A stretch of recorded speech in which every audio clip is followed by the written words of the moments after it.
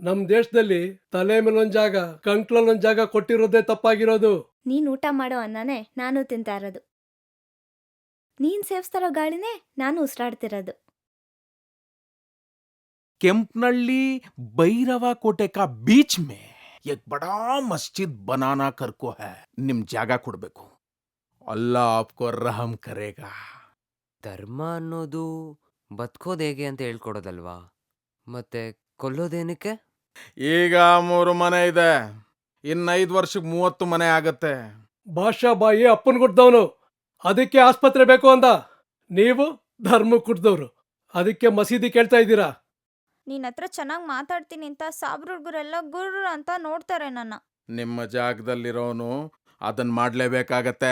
ರಾಜ ಮಹಾರಾಜರ ಕಾಲದಿಂದನೂ ಹಂಚ್ಕೊಂಡ್ ತಿನ್ನೋ ಸಂಪ್ರದಾಯ ಬೆಳೆಸ್ಕೊಂಬಂದಿರೋ ಈ ಊರಿನ ಜನ ಕಿತ್ಕೊಂಡ್ ತಿನ್ನೋ ಮಾತೆಲ್ಲಿಂದ ಬರುತ್ತೇಳಿ? ನೆನ್ನೆ ನಮ್ ದೊಡ್ಡಪ್ಪನ ಮನೆಗೆ ಒಬ್ರು ಮೌಲಿ ಸಾಬ್ ಬಂದಿದ್ರು. ಅವರು ನಮ್ ವೆಂಕಟಸ್ವಾಮಿ ಸರ್ಗಿಂತ ತುಂಬಾ ಸ್ಟ್ರಿಕ್ಟು. ಇವಳಿಗೆ ಕಣೋ ಇನ್ನು ನೀ ಕಾಲಲ್ಗೆ ಆಗ್ಬೇಕಾಗಿರೋದು. क्या सलीम, कितने बार समझाओ तुझे? मेरे से वो काम नहीं होता बा.